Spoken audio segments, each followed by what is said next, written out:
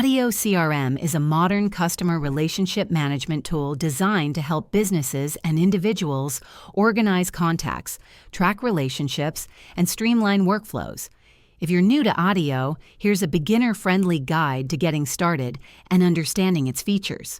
To begin, sign up for an account and familiarize yourself with the intuitive interface.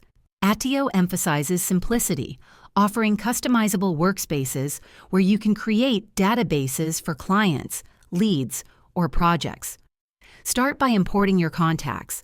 Attio integrates seamlessly with email platforms like Gmail and Outlook, making it easy to sync your data.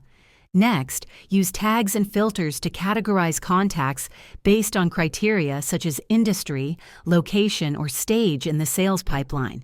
This helps you prioritize follow-ups and tailor communication.